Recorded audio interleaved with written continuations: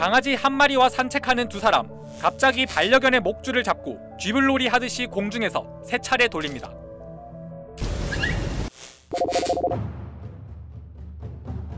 한쪽 눈을 감고 있는 이 고양이, 텃밭 키우는데 방해가 된다며 텃밭 주인이 이 길고양이를 그물로 묶은 뒤 커다란 삽으로 여러 차례 내리쳐 한쪽 눈을 잃었습니다.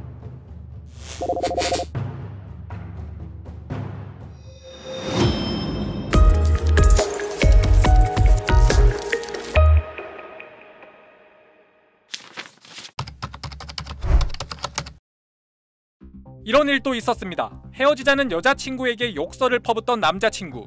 옆에 있던 여자친구의 반려견 머리를 3차례 벽돌로 내리쳤습니다. 수사 과정에서 그 남자친구가 반려견을 어떻게 생각했는지 엿볼 수 있는 카카오톡 대화 내용이 알려졌습니다. 판결문에는 동물학대는 벌금 100만 원이면 된다 라고 나와 있습니다. 보신 것처럼 동물학대에 대해서는 큰 처벌을 받지 않는다는 인식이 2021년 대한민국 사회에 여전합니다. 실제로 그럴까요? SBS 데이터 저널리즘 팀 마부 작심이 동물 학대와 관련된 판결문을 모두 분석해 보기로 했습니다. 먼저 기소된 범죄 사실 중 동물보호법 8조 동물 학대 금지 위반으로만 기소된 122명이 실제로 어떤 처벌을 받았는지 살펴봤습니다. 82.8%가 벌금형이었고 실형은 0.8%, 단 한 건뿐이었습니다. 벌금의 평균 액수는 약 150만 원으로 어차피 동물 죽여봐야 100만 원만 내면 된다는 동물학대 피고인의 얘기가 완전히 틀린 말은 아니었습니다. 처벌이 왜 이렇게 약했을까요? 법이 잘못됐을까요? 아니면 경찰이나 검찰 혹은 법원이 잘못한 걸까요? 경의선숲길 고양이 살해 사건에서부터 이야기를 풀어보겠습니다. 2019년 여름 경의선숲길에서 자두라는 이름의 고양이가 잔인하게 살해됩니다. 한 남성이 비닐봉지에 있는 사료를 그릇에 담아 고양이에게 먹으라고 손짓합니다. 고양이가 사료를 먹지 않고 달아나려 하자 갑자기 꼬리를 잡아챕니다. 곧이어 고양이를 바닥에 수차례 내팽개칩니다. 지난 화요일은 사건이 일어난 지 2년이 되는 날이었습니다. 그 손가락?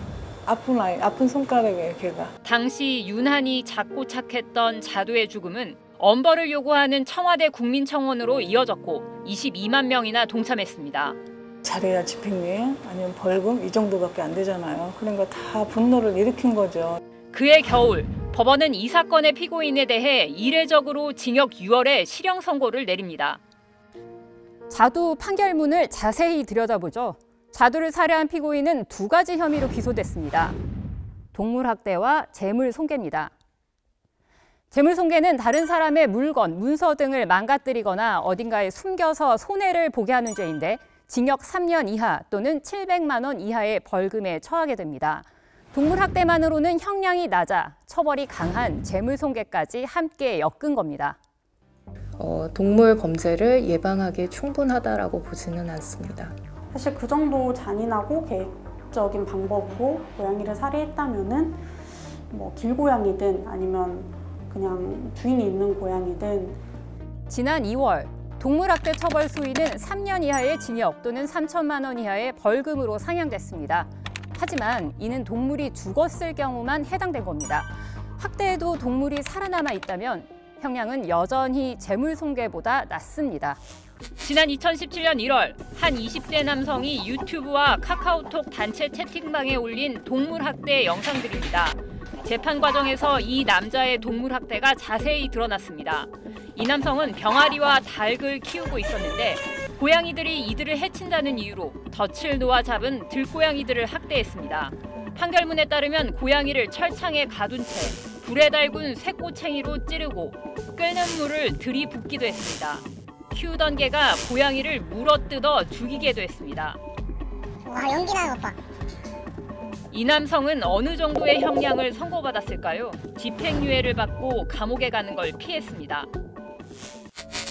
또 다른 사건을 보겠습니다. 2019년 7월 충남 아산의 한 고등학교 관리인이 학교 안에서 학생들이 돌보던 길고양이를 쇠파이프로 내리쳤습니다.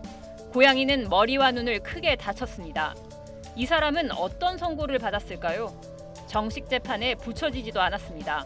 약식 기소돼서 벌금 100만 원 처분을 받고 사건은 끝났습니다. 인간의 이익이 개입되지 않았을 때 동물이 제대로 보호받지 못한다는 것은 동물 보호법으로서 좀 문제가 있다고. 마지막으로 대법원에 부탁하고 싶은 말이 있습니다. 법원은 동물학대에 대해 너무 약한 처벌을 내려왔죠. 하지만 최근 이에 대한 논란이 커지고 있는 만큼 동물학대에 대한 양형 기준을 정해봤으면 합니다. 다른 범죄들처럼 형량을 얼마나 선고할 것인가, 공감대를 만들어보자는 겁니다. 이렇게 되면 판사뿐만 아니라 동물학대 사건을 수사하고 기소하는 경찰과 검사에게도 일종의 가이드가 될 수 있기 때문입니다. 막상 이제 경찰들도 이거를 기소를 할지 말지, 검찰도 그렇고 이렇게 기소를 하는 거야 마는 거야 그런 고민을 조금 덜어주고, 그다음에 그들의 동물에 대한 인식 변화는 이제 빠르게 변화가 되고 있는데, 반면에 집행기관이라니까 법원은 이런 국민들의 의식에 따라가지 못하는 것 같아요. 최근 울산지법이나 대법원이 동물학대에 잇따라 전향적인 판결문을 내놓기 시작한 건 사실입니다. 또 법무부가 동물의 민법상 지위를 물건에서 비물건으로 바꾸는 작업을 해왔는데 이번 달 안에 발표를 할 모양입니다. 동물을 물건으로 보는 게 아니라 하나의 생명체로 봐주자는 건데, 이런 노력들이 동물학대에 유난히 약했던 현행 사법체계 전체에 변화의 바람을 불어넣기를 기대합니다. SBS 유덕기입니다.